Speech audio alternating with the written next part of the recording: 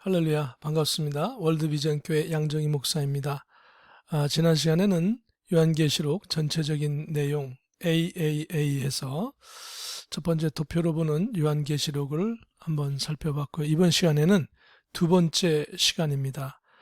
두 번째 시간으로 다시 한번 도표로 보면서 이 전체적인 요한계시록 1장부터 22장까지의 내용은 지난 시간에 한번 우리가 살펴봤고요. 이번에는 이 부분 가운데에서 다니엘서와 연결된 부분을 한번 생각해 보도록 하겠습니다.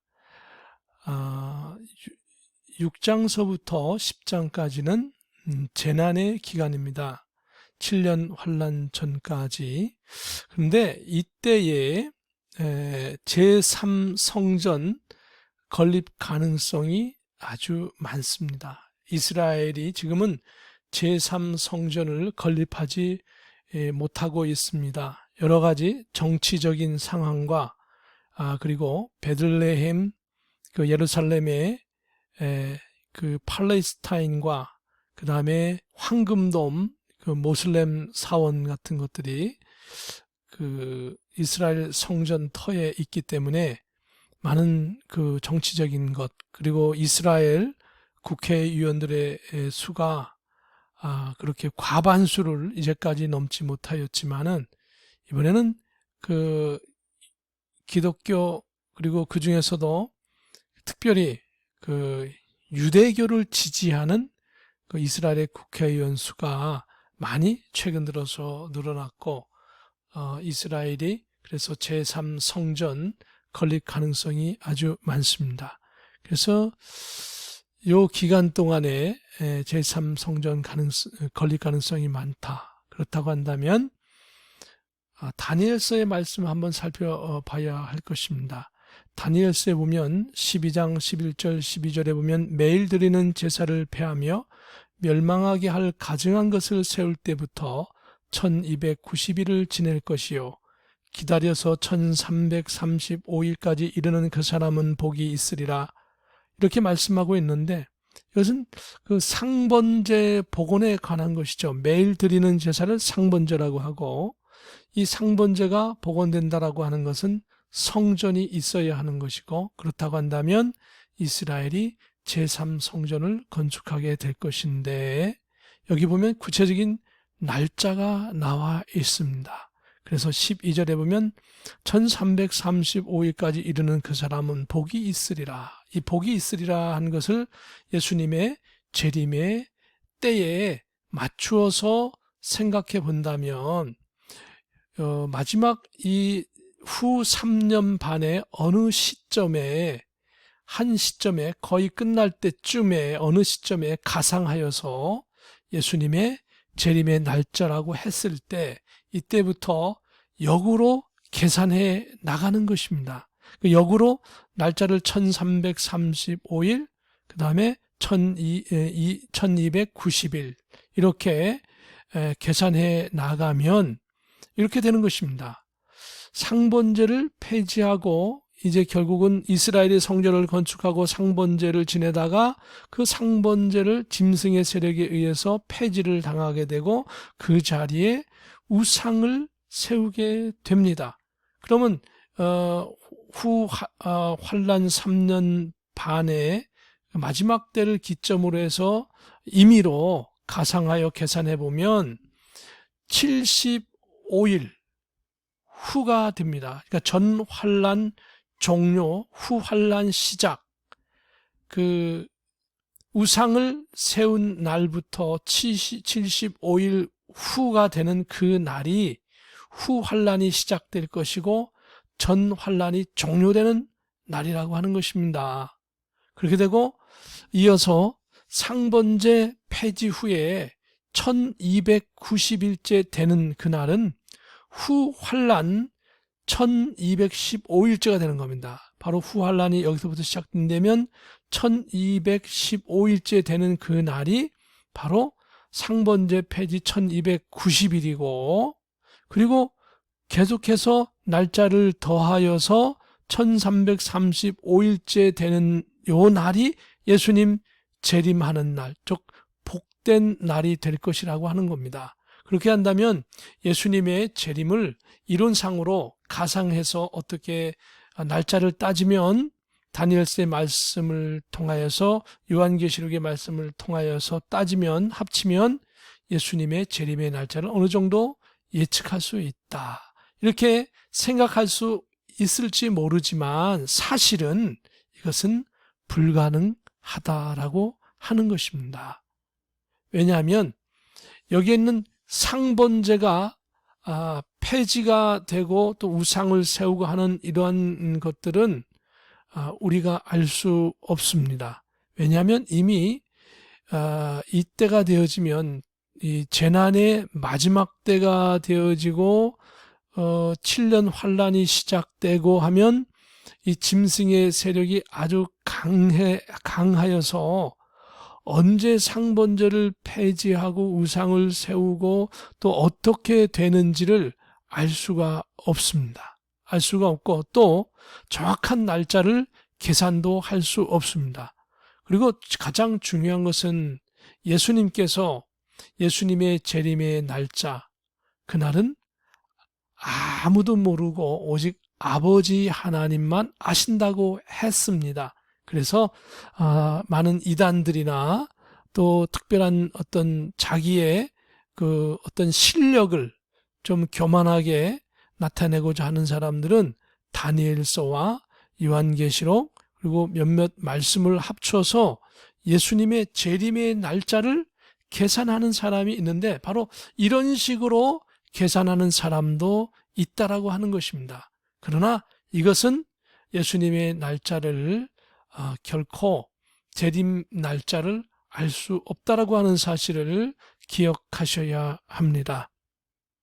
우리가 도표를 통해서 예수님의 재림의 날짜에 대해서 사람들이 관심이 많기 때문에 한번 살펴보았습니다. 결론은 예수님의 재림을 예측하거나 날짜를 계산하는 것은 이론상으로는 시도는 할 수 있을지 모르지만 불가능하다. 그리고 다만 우리가 알 수 있는 것은 이러한 계산이나 이런 것들을 통해서 우리가 한 가지 알 수 있고 또 경각심을 가져야 할 것은 예수님의 재림의 날짜가 그만큼 가까웠다. 이런 정도를 우리가 알 수 있는 것입니다. 계속해서 지난 시간에 이어서 요한계시록 9장의 말씀부터 살펴보도록 하겠습니다. 요한계시록 9장에는 다섯째 나팔을 가진 천사가 나팔을 불게 됩니다. 그리고 그러자 땅에 떨어지는 별이 있었다라고 요한계시록 9장 1절에 말씀하는데 이것은 사탄이다.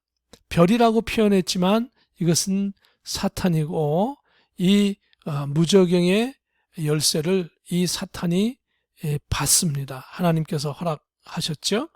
받아서 무저갱을 열어놓자 그 무저경 속에서 전갈 황충이 올라오게 됩니다. 그리고 그 전갈 황충은 예수님을 믿지 않는 불신, 천국에 가지 못하는 사람들이죠.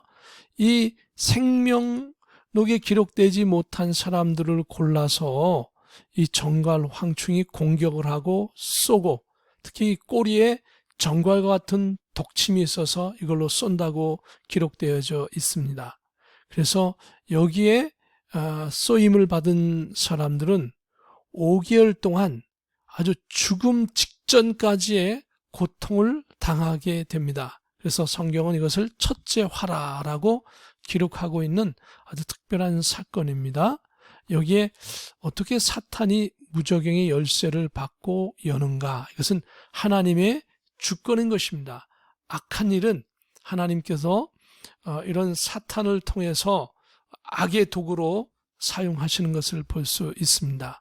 여섯 번째 나팔을 천사가 불자 결박당한 유프라데스 네 천사가 놓이고 2만만의 군대, 즉 2억의 군대가 전쟁을 하기 위해서 모이고 전쟁이 일어납니다. 그리고 그 전쟁으로 말미암아 년, 월, 시에 3분의 1의 지구 인간이 죽음을 맞이하게 됩니다. 그리고 그 죽음의 원인은 불과 연기와 유황이라고 말씀하고 있습니다. 과거에는 이것을 설명하지 못했지만은 지금 사람들은 믿지 않는 사람들까지도 설명할 수 있지요.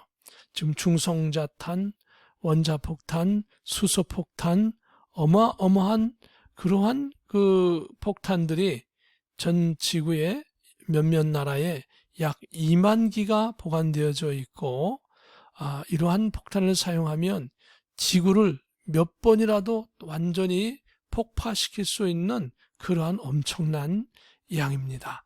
과거에는 설명할 수 없었지만 지금은 이렇게 누구든지 이 말씀을 설명할 수 있는 시대가 되었습니다. 10장에 보면 힘센 천사를 소개하고 있고, 이 힘센 천사의 모습은 마치 하나님의 모습처럼 보이기도 하지만 정확히 알 수 없고 표현은 힘센 천사라고 나와 있습니다. 이 힘센 천사가 왼발은 땅을 밟고 그리고 오른발은 바다를 밟고 있습니다.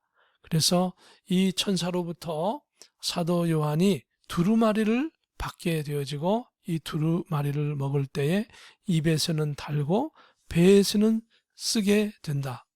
그 이유를 지난번에 설명드렸죠. 비밀을, 계시를 받는 그 자체는 기쁘고 달고 좋은 것이지만 그 계시의 내용이 어떻습니까? 징계와 환난과 뭐 이런 것들이 있을 때에는 굉장히 그 어려운 것이죠. 힘든 일이죠. 그래서 그런 내용이 있어서 사도 요한은 입에서 달고 배에서 쓰게 되었다라고 설명을 드렸습니다. 그리고 많은 백성과 나라와 방언과 임금에게 다시 예언하여 한다라고 말씀을 이렇게 하셨습니다. 바로 이 10장 여기까지가 재난적인 사건이 끝나는 부분입니다. 11장부터는 성도들에게 닥친 환난이 시작됩니다. 그래서 어떻게 환난이 시작되는가? 환난은 말씀드렸죠. 성도들이 신앙 때문에 받는 그 어려움, 고통, 핍박, 그러면 심지어는 순교, 이런 것을 환난이라고 했고, 이 환난 때에는 믿지 않는 사람들은 환난 당하지 않습니다. 믿지 않는 사람들은 오히려 원수 마귀 사탄 짐승과 협력을 해서 짐승표를 받기도 하고, 그리고 기독교인들을 죽이는 역할을 자처하기도 해서 오히려 짐승으로부터는 환난을 당하지 않습니다. 오직 이때에는 예수님 믿는 사람만이 환난을 당하는 것이죠. 그래서 11장 보면 성전 바깥마당을 42개월간 이방인이 짓밟는다라고 말씀하고 있습니다. 지금 신종 코로나 사건 때문에 지금 이 시기는 아니지만은 비슷한 사건이 전 지구적으로 생기고 있죠. 코로나 때문에 성도들이 교회를 갈 수 없고 예배할 수 없고 그 성도들의 활동마당인 바깥마당이 정지된 상태이죠. 그러나 이것은 아까 말씀드렸듯이 성도들에게만 있는 게 아니라 회교들에게도, 불교인들에게도, 다른 심지어는 학교, 어떤 집단, 학원 이런 곳에서도 똑같이 어려움을 당하고 있기 때문에 이러한 것은 현재 우리가 갖고 있는 것은 재난적인 것이고요. 환난 시대에 당하는 이것은 특히 기독교인들, 특히 예수님 믿는 사람들에게 집중적으로 전 세계적으로 일어나는 현상이 바로 이방인들이 성전 바깥마당을 짓밟는 그 기간은 42개월, 3년 6개월간, 이때에는 두 감람나무가 나와서 많은 기적을 통해서 교회를 보호하고 성도를 보호하고 그렇게 하다가 순교하고 3일 반 후에 소생하여 구름을 타고 하늘로 올라가게 됩니다. 12장의 말씀은, 요한계시록 12장의 말씀은 어떤 이 사건의 전개를 쭉 이어나가는 것이 아니고 또 다른 하나의 강조점, 또 전환점을 이 12장에 삽입한 것처럼 이렇게 중간에 내용을 집어넣습니다. 그 내용은 앞으로 장차 되어질 사건에 그 도움이 되는 내용을 여기에 기록해 놓은 것입니다. 그래서 그 내용을 보면 교회, 즉 교회는 성도들의 모임이죠. 교회 성도와 예수님의 초림, 예수님의 그리고 승천, 예수님의 재림까지 여기 설명하고 있고요. 이 12장의 내용은 상징 또 비유로 이렇게 표현되고 있어서 정확한 내용을 아주 구체적으로 알 수는 없지만 전체적인 내용은 하나님께서 마지막 추수 때까지 고난이 있고 어려움이 있고 환난이 있지만 끝까지 하나님께서 붙잡고 계시다라고 하는 내용이 12장의 내용입니다. 그래서 예수님의 초림이 나오고 예수님의 그 하늘로 승천하는 장면이 나오고 다시 재림하는 장면이 나오고 마지막 추수가 나오고 백마를 탄 예수님께서 하늘 군대와 싸워서 이기는 그런 장면이 여기 나와 있죠. 12장에 포함되어 있습니다. 그리고 13장에는 바다에서 짐승이 나오는데 바로 13장에 이르게 되어지면 이 짐승의 세력은 아주 강력한 그러한 권력을 가지고 있는 것을 볼 수 있습니다. 바다에서 짐승이 나온다라고 기록되어져 있고 그 짐승의 모습은 뿔이 10이고 머리가 7이고 뿔에 10왕관이 씌어져 있고 그 머리에는 신성 모독하는 그러한 표현이 되어 있다. 이렇게 되어 있습니다. 그리고 용이 권세를 이 짐승에게 주게 됩니다. 이때에 또한 음녀가 나타납니다. 이 음녀가 붉은 짐승을 타고 본격적인 활동을 시작하죠. 이 13장에 이르게 되어지면 아주 극렬한 이런 그 원수 마귀가 이때부터 완전히 성도들을 공격하고 이제 후 3년 반 후 환란 3년 반이 이 13장부터 시작되는 것입니다. 이때 이르러서 짐승은 전 세계의 거의 대부분의 권력을 모든 분야에서 다 점령하고 있습니다. 그래서 사람들을 이제 마치 자신의 그 부속물처럼 전부 다 이렇게 점령하기 위해서 이때부터 자신의 정체를 당당하게 드러내고 그리고 일을 시작하게 됩니다. 그래서 하나님의 말씀을 보면 요한계시록 13장 7절에 보면 각 족속, 백성, 방언, 나라를 다스리는 초강력 권세를 이 짐승이 갖게 되고 이때 또 음녀와 연합하게 되는데 이 음녀는 예수님을 믿다가 배반한 큰 세력인데 어떠한 세력인지는 그때 가서 정확히 알 수 있을 것입니다. 지금은 추측만이 있는 것입니다. 뭐 누가 될 것이다 이런 식으로. 그래서 이 음녀와 짐승과 용이 결합해서 무슨 일을 합니까? 하나님을 대적하는 것입니다. 그리고 짐승을 경배하지 않으면 사로잡아가고 또 칼에 죽임을 당하고 그리고 성도들이 할 수 있는 것은 이때에는 인내와 믿음으로 견디는 것입니다. 이 원수 마귀 용 이 음녀가 어떠한 일들을 성도들에게 단행한다 할지라도 고통을 준다 할지라도 인내하고 믿음으로 견딜 수 있어야 하는 것입니다.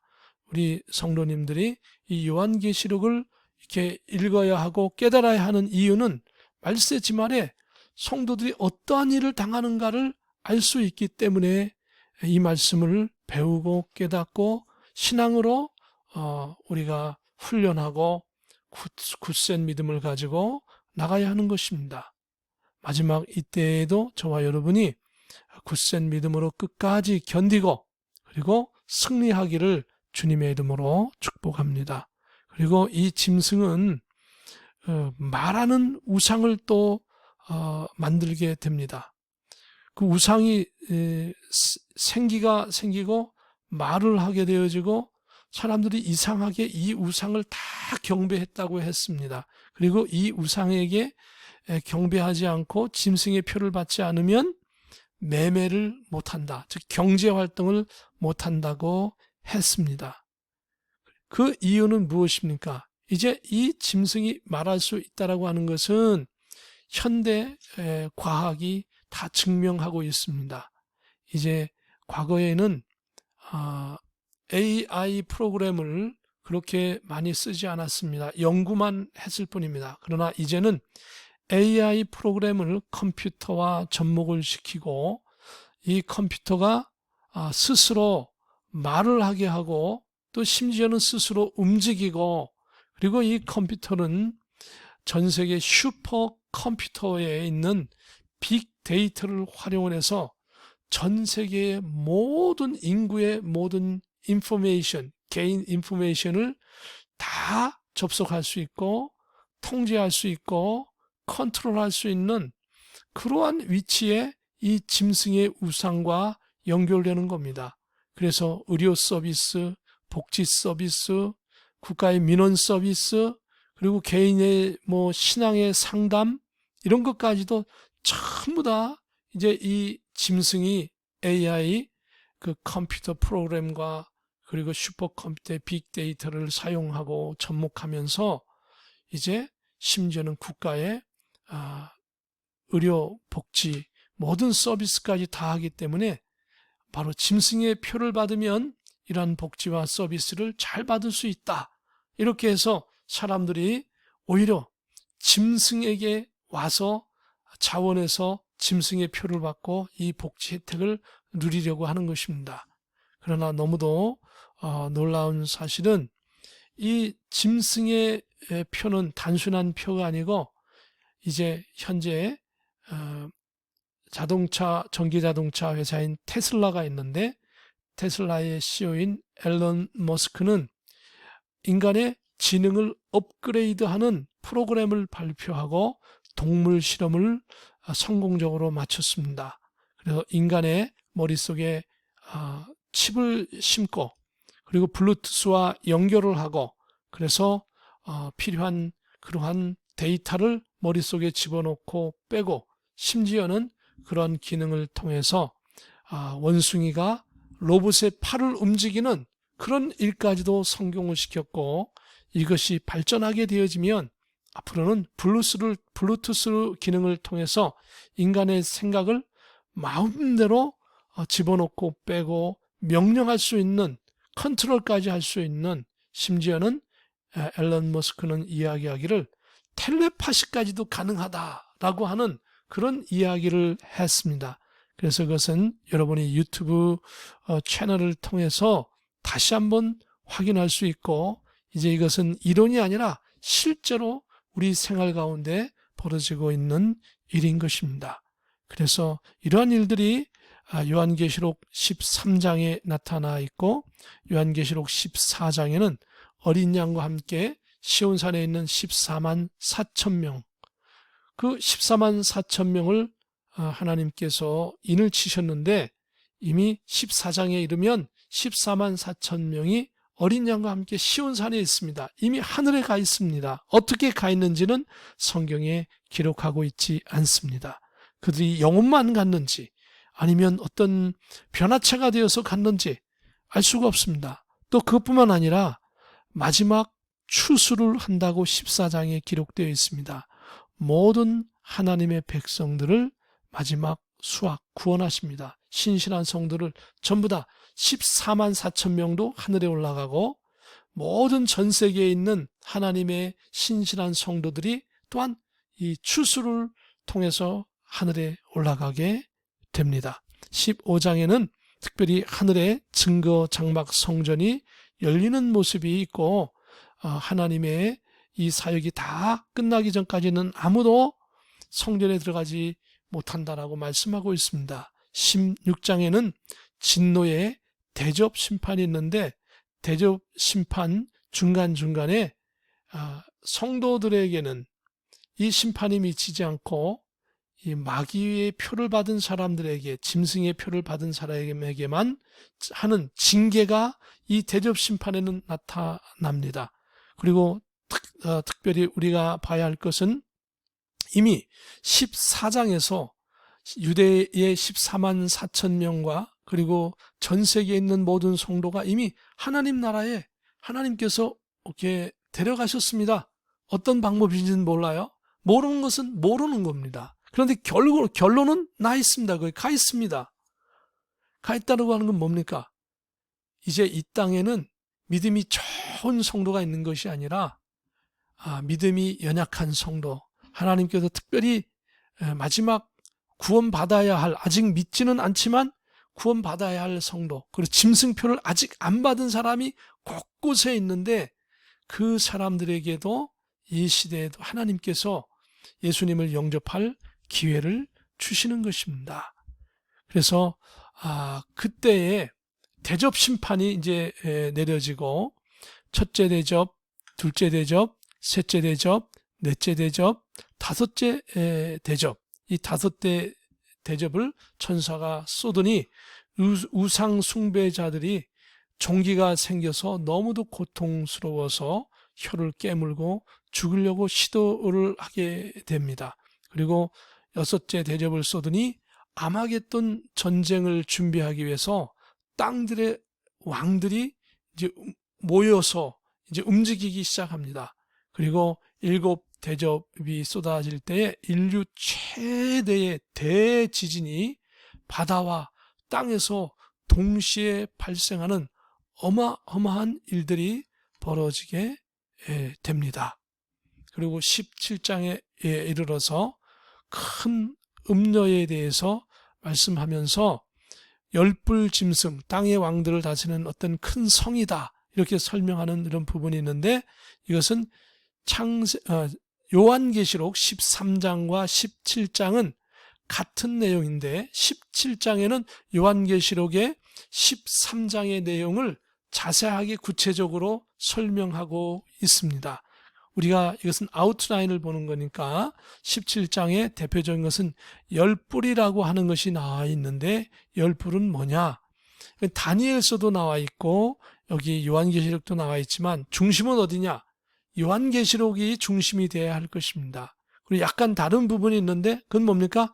둘 다 맞습니다. 틀린 게 아니라 둘 다 맞은데 다른 각도로 봤을 때 다르게 보였을 뿐인 것이죠. 우리는 요한계시록의 말씀을 지금 하고 있으니 요한계시록에서 언급되는 열분은 열왕이다, 이렇게 표현되어져 있고요. 임금과 같은 권세를 가지고 있으나 나라는 없는 직분의 사람으로서 짐승이 권세를 주었다라고 기록되어 있습니다. 나라는 없으나 왕의 직분과 같은 왕의 대접을 받지만 나라는 없는 게 어떤 겁니까? 우리 지금 현재 보면 UN 사무총장이나 IMF 총재나 올림픽 위원장이나 이런 사람들은 나라는 없지만 그 나라의 대통령 이상가는 대접을 전 세계에서 받습니다. 아주 최고의 VIP로 대접을 받고 있는 것이죠. 그런데 지금은 이 때가 안 됐기 때문에 이러한 세력이 다 눈에 안 보이지만 그때가 되면 이런 세력이 나타날 것입니다. 가상으로 생각한다면 세계 종교 통합 위원장 이런 사람도 생길 수도 있지만 어떤 세력이 생길지는 알 수 없습니다. 그러나 정의를 내리면 열분은 뭐냐? 나라는 없지만 임금과 같은 대접을 받는 사람이다라고 17장에 그것을 통해서 우리가 확인할 수 있고, 18장에는 바벨론 패망이 나와 있고, 특별히 이 후루 환란 시대 때에는 사람들의 영혼도 사고 판다라고 하는 것입니다. 19장에는 어린 양의 혼인잔치, 예수님과 혼인잔치를 한다는 것은 예수님의 재림이 있다라고 하는 것을 알 수 있죠.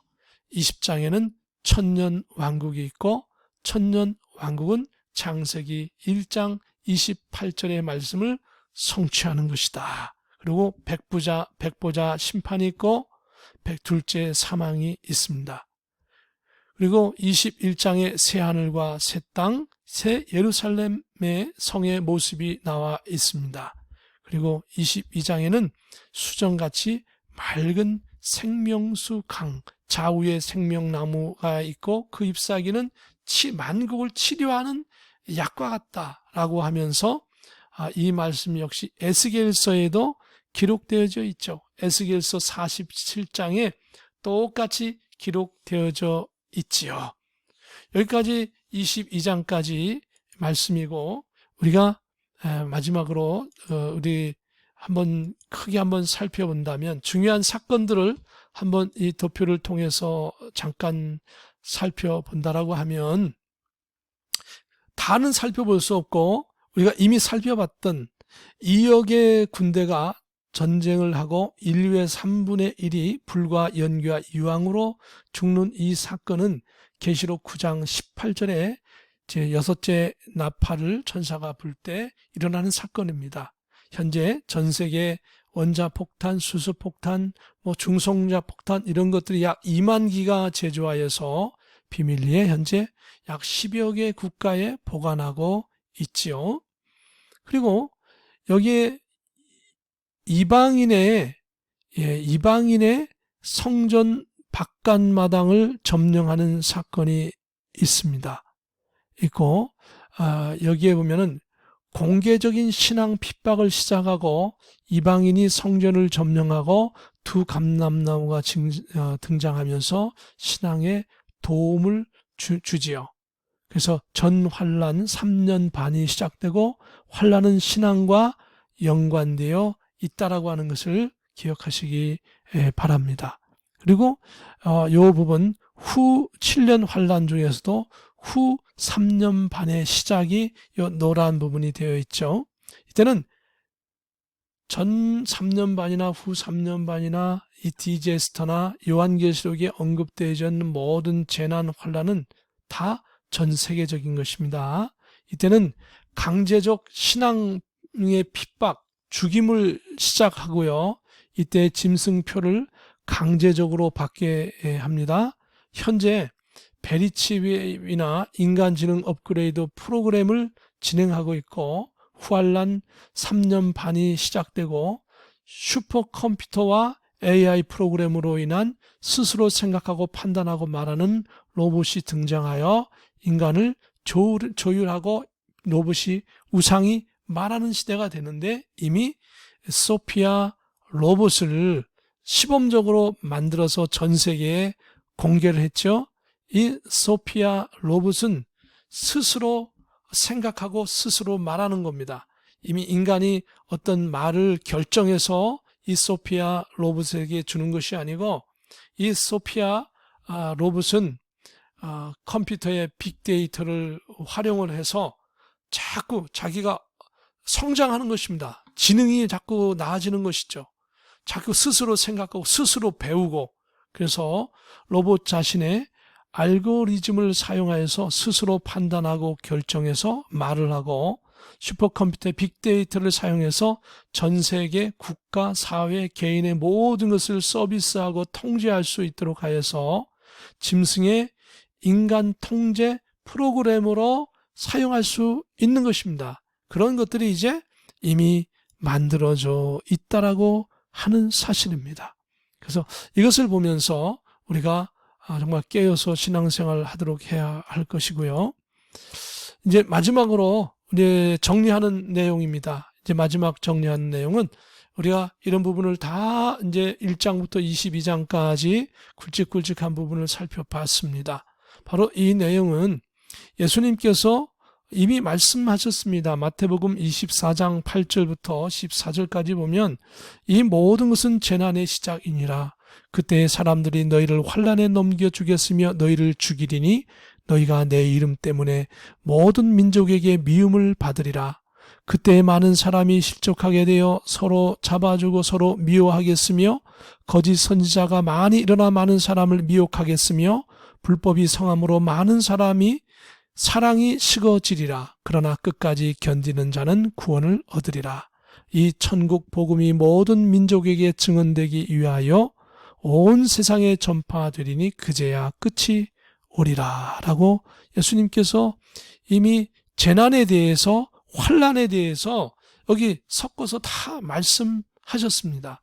그리고 다니엘 선지자 역시 이 마지막 시대에서 말씀하고 있죠. 다니엘서 12장 3절 4절에 보면 지혜 있는 자는 궁창의 빛과 같이 빛날 것이요 많은 사람을 옳은 대로 돌아오게 하는 자는 별과 같이 영원토록 빛나리라. 다니엘아 마지막 때까지 이 말을 간수하고 이 글을 봉합하라. 많은 사람이 빨리 왕래하며 지식이 더하리라. 자, 많은 사람이 얼마나 빨리 왕래합니까? 정말 빨리 왕래, 이게 다 이루어졌죠. 그리고 지식을 더하리라. 인터넷에 이런 어마어마한 지식, 이것도 어마어마한데 그걸로 끝나지 않고요. 어떤 지식을요? 머리에 칩을 심어서 지식을 아예 통째로 집어내고 빼가고 하는, 정신까지 컨트롤하고 이 사람의 정신을, 스피릿을 사고 파는 그런 시대가 도래하려고 하고 있습니다. 지금 기본 지식이 모든 과학적인 그런 이론과 프로그램이 이미 다 만들어져서 지금 계속 발전하고 있는 단계에 있습니다. 다니엘서에 역시 이 말씀을 하고 있고요. 다니엘서의 말씀은 계시록이나 에스겔서에 역시 말씀하고 있습니다. 똑같은 말씀이고, 이제 결론적인 말씀을 드리고 싶습니다. 요한계시록 1장 3절에는 이렇게 말씀하고 있습니다. 이 예언의 말씀을 읽는 자와 듣는 자와 그 가운데 기록한 것을 지키는 자는 복이 있나니 때가 가까움이라. 때가 가까웠기 때문에 이 말씀을 읽어야 하는 것입니다. 사랑하는 성도 여러분, 예수님의 십자가 보혈의 피로 깨어있는 분들은 이 요한계시록의 말씀을 읽어야 합니다. 모든 성경 말씀이 다 소중하지만 스페셜 시츄에이션, 특별한 상황이기 때문에 그렇습니다.